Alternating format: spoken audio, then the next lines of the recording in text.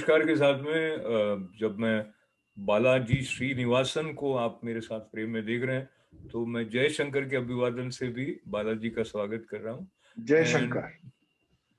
and this Jayashankar greeting is kind of a gift from our Guru Ji Swami Sri Ishwaranand Giri Maharaj. And as we speak presently, I am sitting here in New York and Balaji is connecting from Singapore. But what is connecting us is Srimad Bhagavad Gita at this point, and that too the Guru Shakti.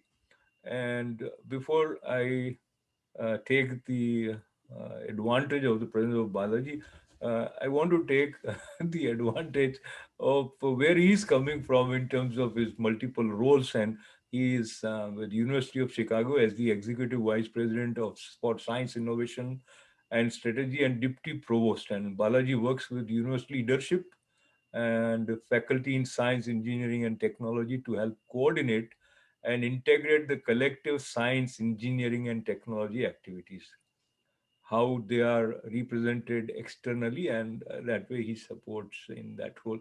I pick the word integrate from this Balaji, and integration and yoga, I think, are somewhere somewhere interrelated. So before we get into the actual Srimad Bhagavad Gita, how you personally feel, what principles came to you from Bhagavad Gita by the grace of Guru, helped you in shaping your role uh, in your career, in your social family life? Hmm. So this is Jay Shankar. Thank you for the introduction. Ashokji, your catching of the word integration is very good, Sanket, actually, for us to consider Bhagavad Gita. Um, it is not only a part of the Bhagavad Gita itself, um, which speaks to us directly, um, but we are also aided in understanding the Gita by the commentary of um, Bhashyakara Shankaracharya, who has written a very detailed commentary on the Bhagavad Gita, which is called Shankara Bhashya, which is, you know, certainly not the analysis that can substitute for allowing the Gita to speak to you directly, but it allows you to put everything into a full or integrated perspective of the Bhagavad Gita. Because the Bhagavad Gita is a work of art, and it is a work of, like every work of art, it is inspired by uh, the love that is overflowing from the artist. Um, in fact, the overflowing of um, love from the artist that underlies creation is the same that is expressed here in the Bhagavad Gita. So in in the Srimad Bhagavatam, when the Lord is addressed, uh, he says, Namaha Parasmai Purushaya Bhuyase. Parama Purusha, that is the uh, Parabrahman or the origin of the universe.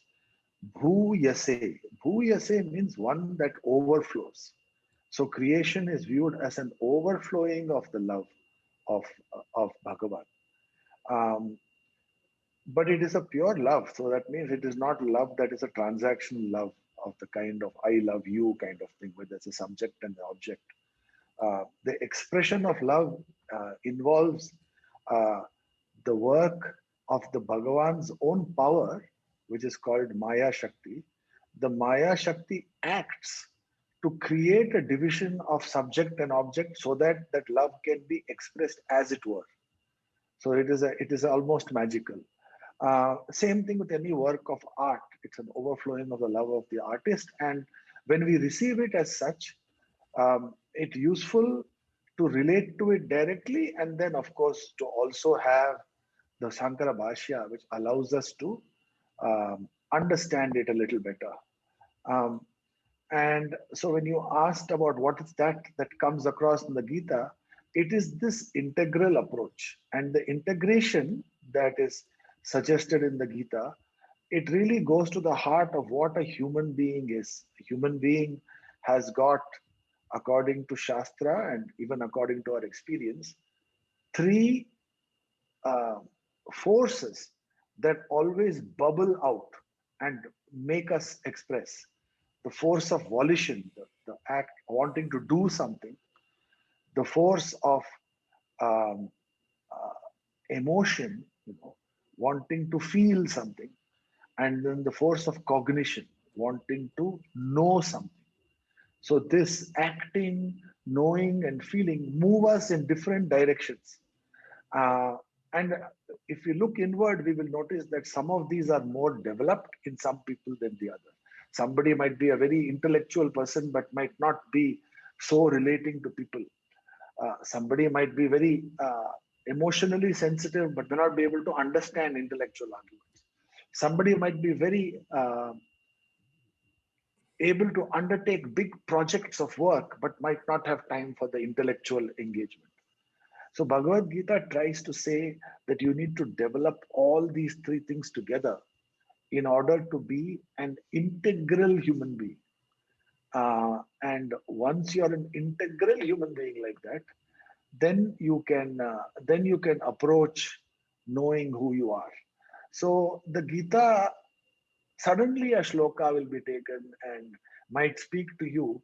When it speaks to you, it might speak to one of these aspects of it. It might tell you, aha, when I do work, I should be like this. Or, oh, when I have bhakti towards the Lord, I must be like this. Or, oh, when I want to understand Vedantic principles, this is a little hint.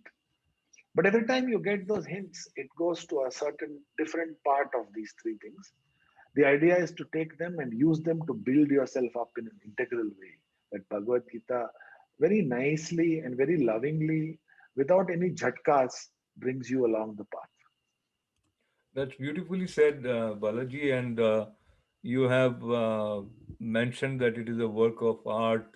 You also talked about the three basic faculties which every human being exercises, sometimes consciously, sometimes unconsciously. And then you talked about the importance of integrating this power of, call that volition, then emotion, and Cognition. intellect, cognition. Yeah. So now the question is, sometimes you intellectually understand these words, but to apply them in your life. So my question is half taken care of by you in terms of what is there in Bhagavad Gita. And you also have mentioned about the importance of Bhashyakara in helping us connect with Bhagavad Gita. So now I take your help and bring back the original reference.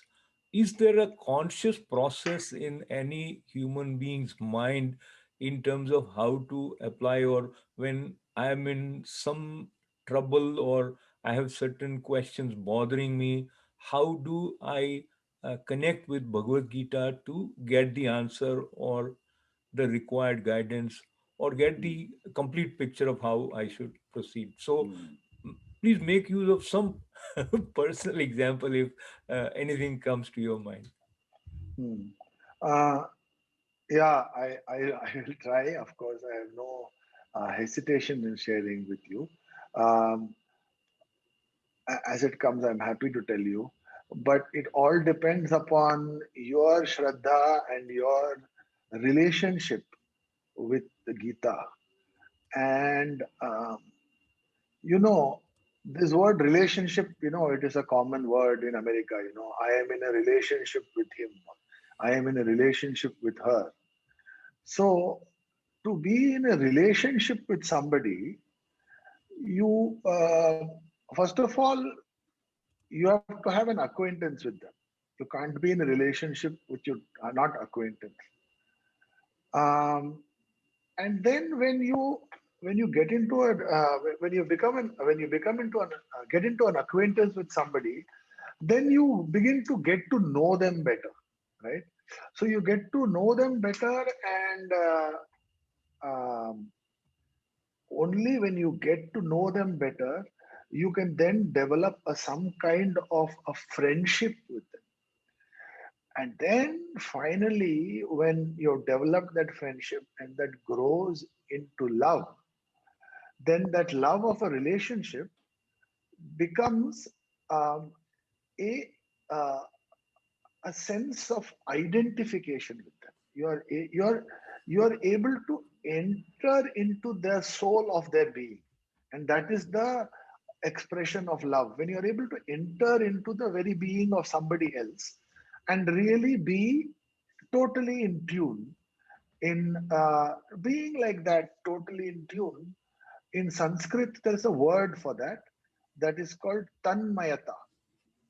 Tanmayata, tat and maya. Tat means that, and maya means being completely effused or completely in tune.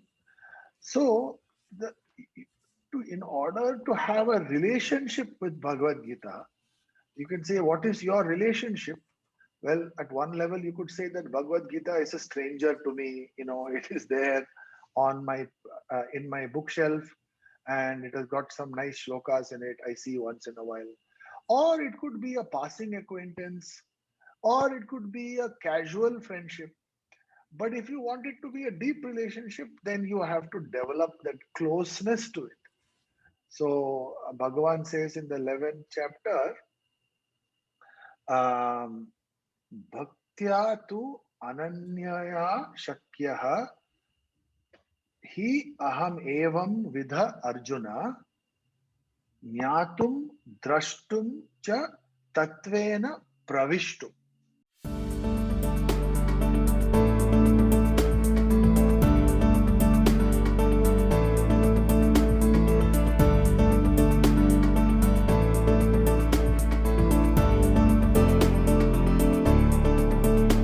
One is to know, one is to be able to understand my point of view, but other is to enter into me fully.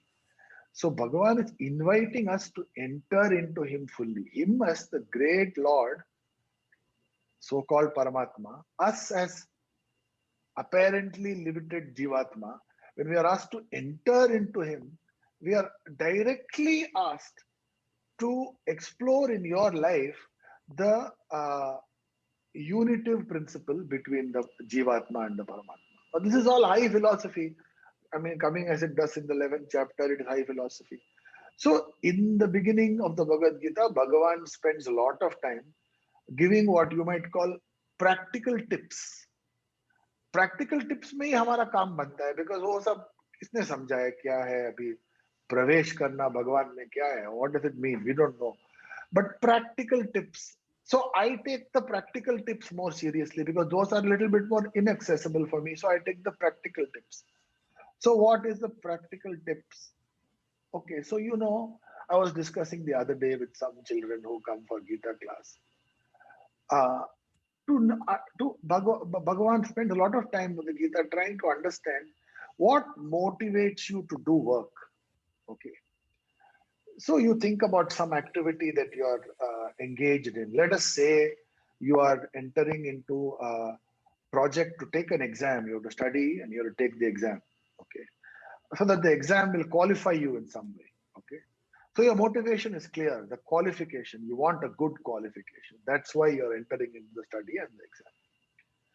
So the good qualification motivates you. It is the outcome that motivates you. All of us are motivated by outcomes. Fine. The outcome motivation is very good to get started. But even most of us, what we do, we take that outcome motivation, which is meant to be there in the beginning, and we keep it with us as the prime object throughout the task.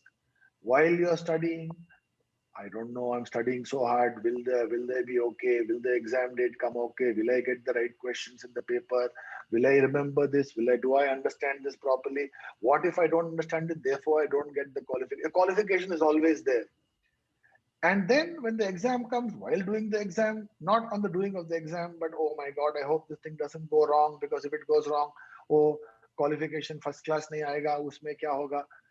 The motivating factor of the outcome, instead of placing it in the beginning, we have placed it throughout the whole process. So when they say karma phala tyaga, they mean not to just say I'm going to do things without motivation, because nobody can do anything without motivation. Who can do without motivation? But tyaga means you remove motivation where it is causing a fever, but it is not helping you in any way. The motivation in the beginning is helping you get started. In the during the task, if you keep on referring to the motivation and worrying about it, it creates a fever. So the two things are referred to in the Bhagavad Gita, but they're referred to in kind of cryptic ways. So one, it says Sarva Sankalpa Sannyasi. Sannyasi, you think it may be somebody with a orange robe. But sannyasa, the word means keeping everything in the proper place. So we take the karma phala and keep it in the proper place in the beginning of the task. We cannot do the karma phala tyaga at the end of the task, because by that time it comes already. Then if it's bad, you say it is sour grapes, and if it's good, you get overexcited. So karma phala tyaga in the beginning you have to do by sannyasa, keeping it properly in the beginning alone. And what about during the battle? Yudhyasva vigata jvaraha. Don't have fever while you're fighting. Why do you create fever? Fever is created because you're constantly contemplating the phala while the act is being done. So you learn this thing, that was the problem with Arjuna. He was not just okay, weigh the pros and cons, dharma yuddha, adharma yuddha, etc. Decide, now fight. Do a great job on the battlefield. Yeah, if you win, you will certain things will happen. If you lose, certain things will happen. That's fine. Both possibilities exist. But now fight, and fight excellently. All the great things you have learned as a great Mahayodha, let them show themselves in full glory. Fight for that, in that glory, but don't have jwara. Don't in the mind let the vibrations of oh this that etc. vikalpa drive you crazy. So this kind of idea, such a practical tip. Don't let the outcomes and the possibilities drive you crazy while you're acting. Let them drive you crazy in the beginning, then decide to act, then you act. So That these is, things are yeah, given, you know. that's very beautifully expressed, and I think it is a template which can be applied by anyone in his her situation. But if Uh, they think about doing that, then they feel that they grasped it on some level, but it's not it is not happening. Like while they are in the middle of it, there is tension, and they cannot let go of the attachment to the result. Or because we are so much bombarded with this word result oriented, and you said have that in the beginning, and karma sannyas or phala tyaga, etc. So uh, now I bring it back again bothering you by doing some introspection in terms of, since the outer side of your journey of life, you have been through a lot of changes, many conscious changes. Like you excelled, you did your PhD in maths, and then you went to corporate world. Then you almost were back to India, and you did more of Upanishadic studies, etc., and whatever you were doing. But then you came back to America, and so what I why I bring it is because any change, even if it is a small change, it puts a lot of pressure on one's mind, and the uncertainty till it has not shaped the way you have worked on making it happen. the inner working of mind, how Gita helped you, or the principles of Gita which becomes a part of you in a subtle way, if you may touch something like that. Yeah, yeah. So certainly I can, and I can tell you that it is an ongoing struggle on how to handle that. And in fact, uh, I'll keep the references to the Gita itself because we are talking here on the eve of the Mokshada Ekadashi tomorrow. Um,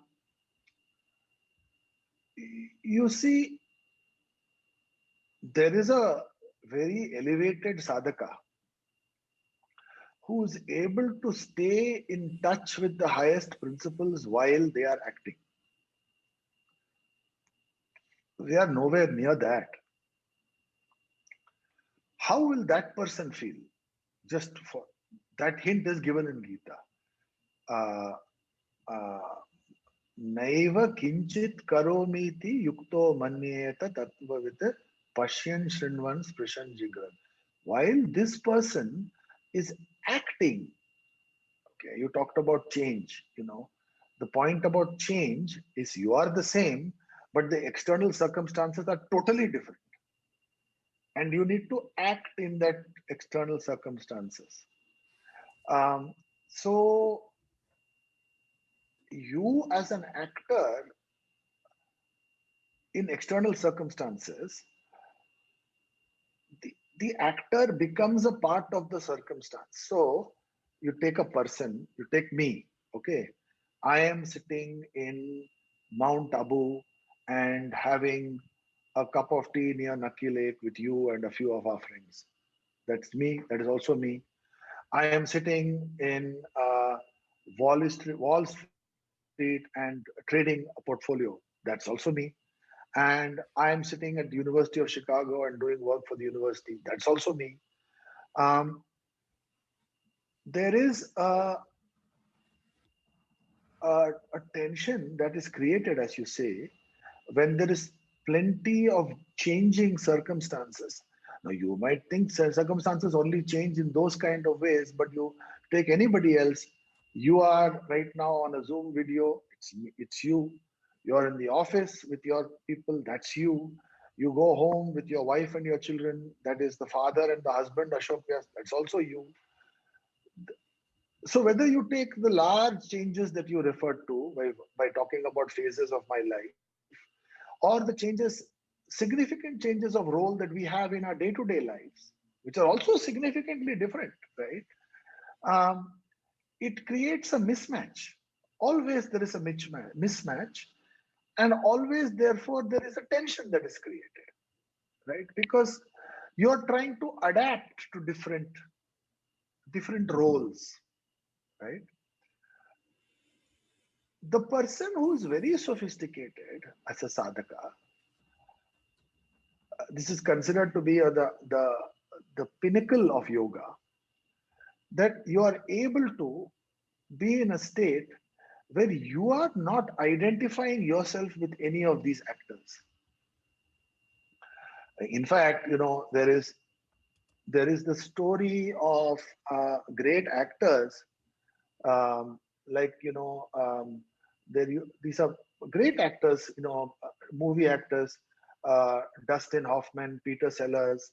Apparently, uh, when they, or even like a Meryl Streep, she acted in a movie to in which she was a mother in Australia who was camping in the outback, and her child got captured by a wild dog, a dingo dog, right? A very famous story, famous movie. So she went to Australia 3 months before that, and she lived there. And she picked up naturally the Australian accent so that she could be in that movie and act in a natural way. And the strange thing is that when the movie was finished, she couldn't give up that accent for 6 months, although she came back to America. These things happen.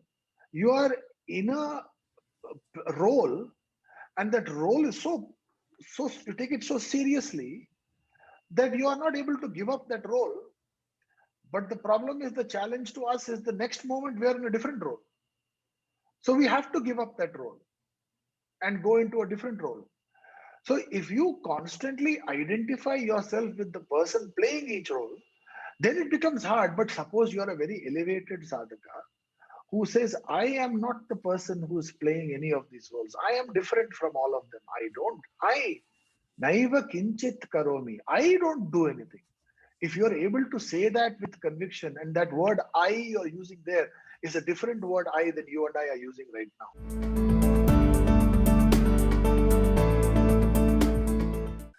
If you're able to stay there, the Gita gives you a guided path on how to stay there.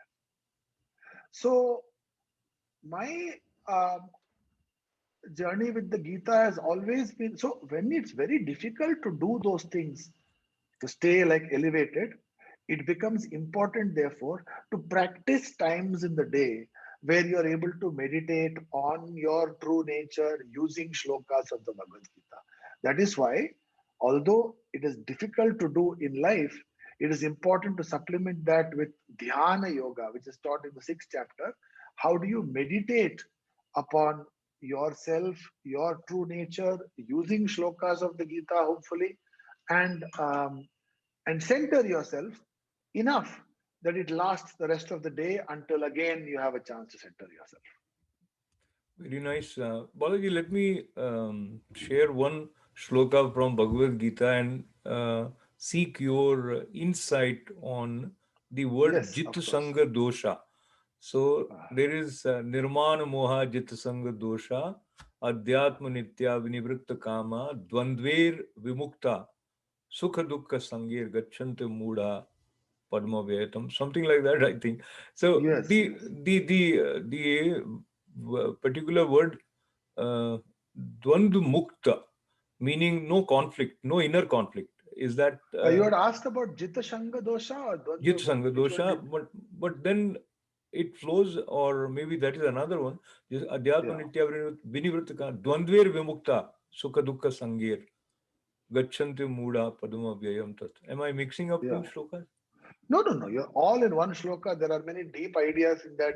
Jita Sanga Dosha is one, and Dvandva Vimukta is one. Yeah, yeah. So Jita Sanga Dosha, apparently it is a easy word. Jita means one who has conquered. Sanga means attachment, and dosha is fault. So, one who has conquered the fault of attachment is the direct translation of it. Um, as words go, that one might walk away from it saying, okay, I should conquer the fault of attachment. But how do you do? It's not possible. It's not so easy. Um, and so, what does that mean? That it is actually goes back to what we were talking about just now, a while ago. That is, who are you identified with? Who are you identified with? So, if you find that you are identified with the world around you, you put yourself fully in the world around you, then that world can affect you much more. If you find that you are not identified with the part of you that is part of that world, then you tend to be unstained. In fact, the Gita says who you are is unstained, but you don't take seriously who you are, you take seriously who you are not. So, the Gita gives a nice example of Jita Sanga Dosha. Earlier on in the Gita, by the time you get to the 15th chapter, Bhagavan is um, in such an artistic mood, he uses a few tight words and expects you to understand. But earlier, he was more um, expansive, you know. So he said, what is this? So he says, Lipyate nasa papena padma patram iva ambasa. He's given at least one full line to it. Mm-hmm. So how do you stay unattached? How do you dip into the water and still don't get wet? Well, consider the lotus leaf. The lotus leaf lives in water, and yet if you put a drop of water, it rolls off the lotus leaf as if it has got nothing to do with the lotus leaf. Can you be in the world and yet the world rolls off your back like as if it has got nothing to do? Because in fact, the world has got nothing to do with you.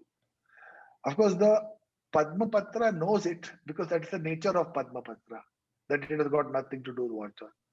Bhagavan says it is your nature that you got nothing to do with the world, but only you don't know it. So know it.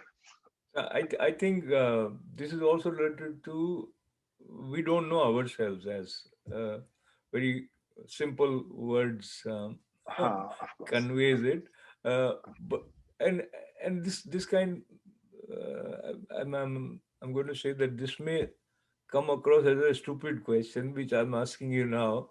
But there are multiple layers of our understanding. So some people, when they hear that you do not identify yourself with the situation or what is happening, then say, are you becoming hypocrite? So Correct. indeed, these are two different levels, but No, of still, it course. is good to kind of No. seek clarification. Yeah. Yeah. So you consider that the world has got certain hooks. Okay, there are hooks in the world, and your mind and body.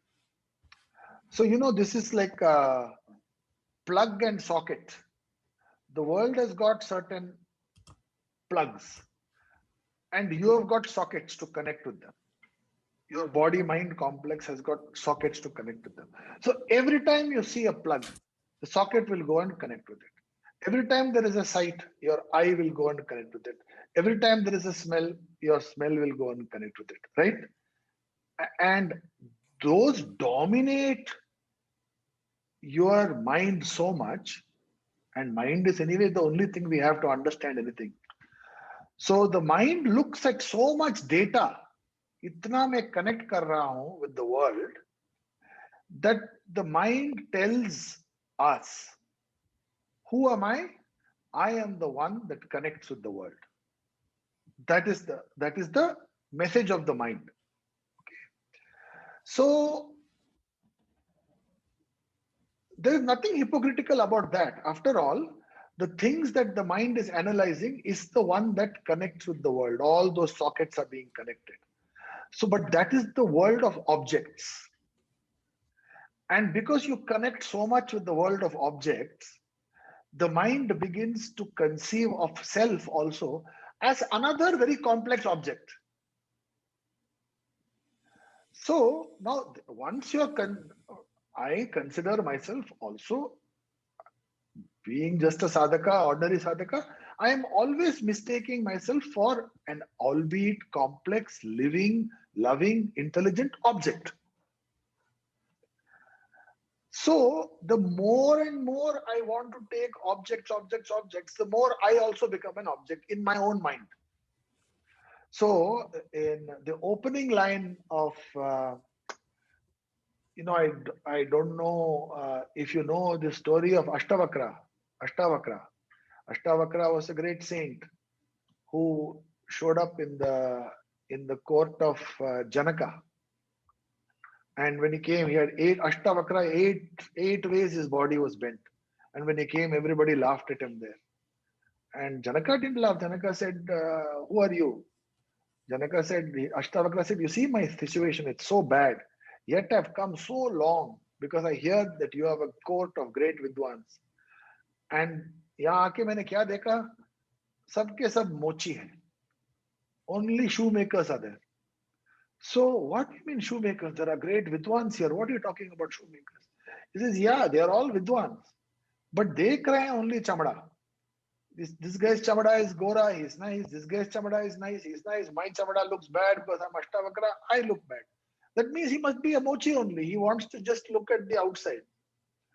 So Janaka was very much affected by him, and he prostrated before him and asked for his Upadesha. And that time, Ashtavakra gave the Upadesha. It is called Ashtavakra Gita. So in that, he says, the opening line, that he wants mukti. Janaka, he wants mukti. He says, Moksham ichchasite tata vishayan vishayatva tyaja. If you want to know who you are, you have to give up acting in the world of objects as if you are also an object. That vishaya, those objects, have to outside objects have to acquire a poisonous character to you, that you want to do less and less with them. And poison ऐसा है कि suppose I came to you, Ashok ji, and said, here's a poison. Okay, it's poison. थोड़ा सा दे दूं आपको, थोड़ा सा बस, not too much. You know, you won't accept it. So you need to develop that relationship with the world of objects. It doesn't mean that you don't interact, but you are able to be Padma Patra Mivambasa. That is the Jita Sangha dosha. It is a very high state of a sadhaka. So Jitsang dosha to another high state of sadhaka, and probably we'll conclude very soon. But two more shlokas I would refer. One comes from 12th chapter, where in the Bhakti Yoga, Bhagwan is probably sharing the qualities of the kind of devotee who is dear to him. And there he says, Sama Shatraucha Mitraicha Tatha Manapamanayo Shitoshna Sukha Dukkheshu Sama Sangha Vivarjita. And then it flows Tulya Ninda Stutirmani Santushto Yena Kenachit Aniketa Sthirmatir Bhakti Manu Priyonaro.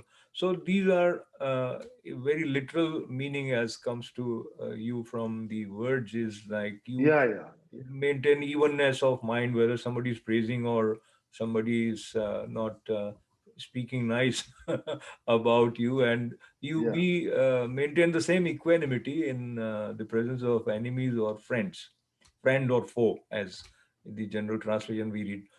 But how is it how is it possible is the question. So many times it appears as if this is an impossible target to achieve, because you connect yourself, you identify yourself with the situation, and how uh, people are treating you, that becomes the key point, which results into your experiences, etc. So your thoughts. Yeah, it's obviously very, very difficult. I mean, one, especially when you come past the 5th and 6th chapter, I mean, my own approach to my own life is, let me find in 5th and 6th chapter things I'm not doing and try to do them, you know. ये तो बहुत high avastha hai. But what is that avastha? That is, Ashok ji, how, forget about how other people regard you. How do you judge yourself? Whether you are having a good experience or whether you had a good day. How do you judge yourself? So,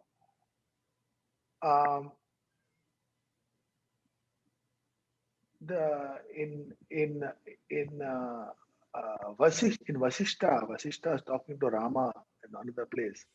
He says, although that time he gives Rama the counsel to keep a daily diary. So of course he says it in his own ways. Pratyaham pratyaveksheta. Every day, at the end of the day, you pause and you consider your day, that day. All the things you have done that day. Now, the question is, what is the standard you will apply to consider certain things good and certain things bad? जैसे आपने कहा, you say, oh, that fellow, he insulted me, yet I forgive him. Huh? Or, oh, that was a lovely lunch I had with my wife and children. Oh, I enjoyed that piece of work. Oh, my boss didn't appreciate. ये सब जैसे end of the day में देखेंगे तो यही हमारे मन में आएगा, ये सब हुआ. But Vashishta says, don't think like that. You take all your actions and you see how many of your actions were animal like and how many of them were worth being human being. So, the how to be sama depends upon what it is that you assign value to.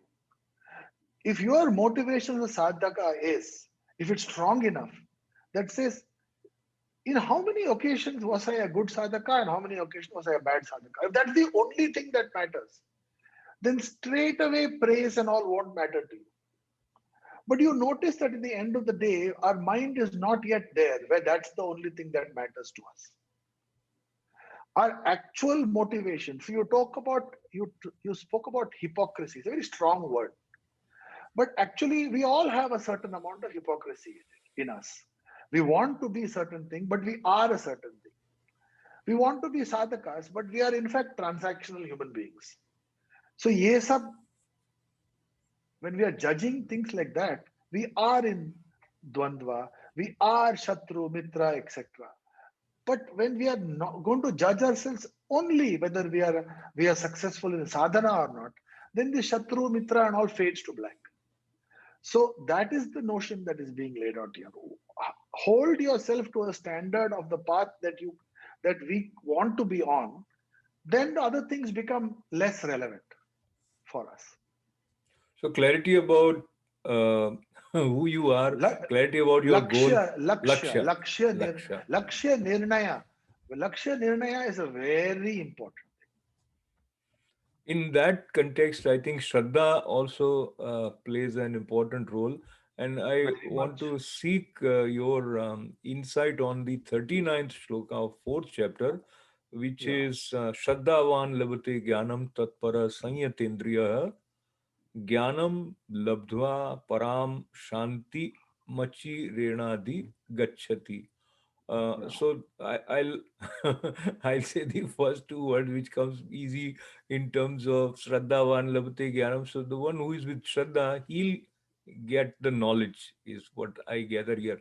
But my question is even before that is, and I think Bhagwan Sri Krishna has touched this also, is each human being endowed with different kind of Shraddha, and what you have done to increase the amount or intensity of Shraddha in you, or what can you recommend can be done? Uh, and because people uh, take different sort of understanding from Gita. So some people just touch the surface, some people go some deep, some further deep. And here, before I uh, hear you, allow me to say that uh, as you also in the beginning mentioned about Bhashyakara, and then whatever little Shraddha I have, I owe it to my Guruji.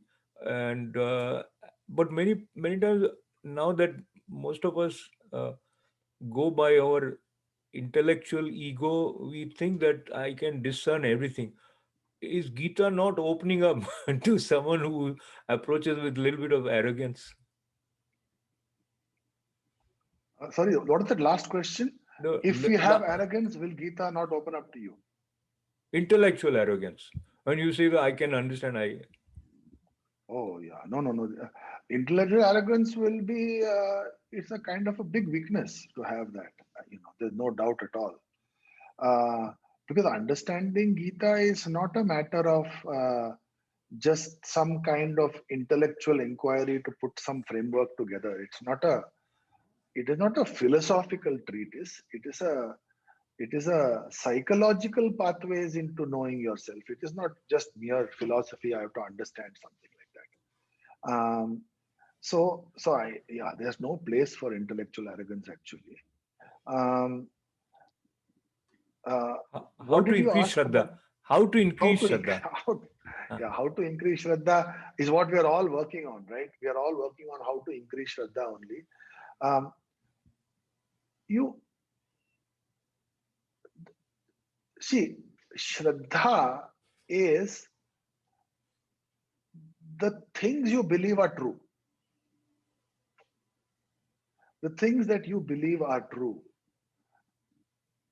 the every day when you wake up and you are in the company of the world, naturally, end of the day, you think the world is true because it is you've got a full 18-hour dose of world. Every day you get 18-hour dose of world. So naturally, 18-hour dose of world, it begins to occupy a large percentage of your life. So that is what you take as true. You have Shraddha in that. So the um, one way to counter that is with satsang. Satsang puts you in a different place. So suppose you are doing satsang for 18 hours a day, then you will think world is not true. You think that satsang only is true, and that's a different problem because you know the reality is what it is. But you need to give your mind enough time to expose itself to different world than the world of things. Satsang allows you to do that. Satsang can come in the form of being in the presence of a master. It can be in the form of being in the presence of a master's thoughts in books, in video, in audio recording, uh, by doing parayana of Gita, etc. In all those things, you're keeping company with a different thing mentally than you are keeping 18 hours a day. So, do you want to build up Shraddha? That is probably the only way we can do it. Jaise, you can't say, I'm going to go around the world constantly, work in the world and build up Shraddha in Bhagavan. It's difficult to do. Kaise karoge? So, satsang helps us a lot in So I think this interaction also has been like a kind of a satsang. And before I thank you, I also want to recollect that Bhagavad Gita is addressed as Amba. So in the meditative slow verses also that reference come.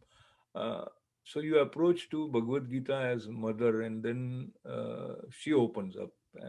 So that. there is this element of devotion which is again I bring the word integral, which is integral part of connecting with Gita. So on Gita Jayanti, which is Mokshada Ekadashi, with you I recollect that this is a celestial song, takes us to the battlefield of Kurukshetra, and these 18 chapters and 700 verses have inspired generation after generation. And whenever India needed to find its true identity, for that matter, for each and every human being, but all our great leaders, be it Mahatma Gandhi ji or Madan Mohan Malviya ji or Vinoba Bhave ji, and I think that comes up to the present leadership also in some way.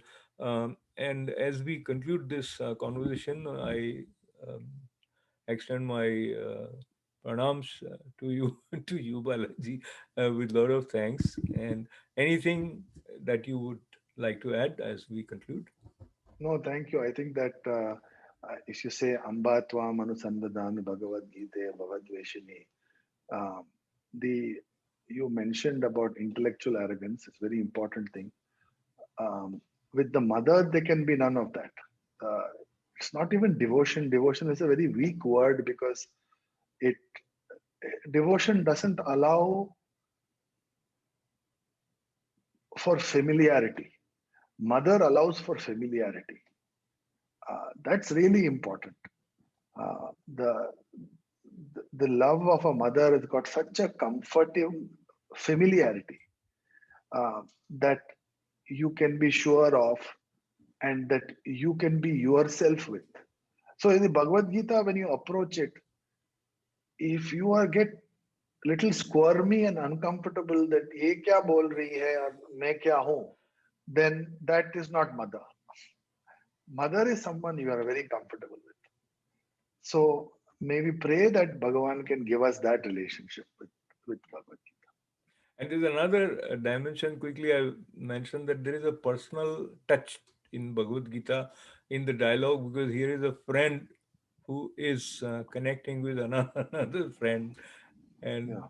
that that intimacy and the Yeah. love with which Lord is sharing his Yeah. mercy.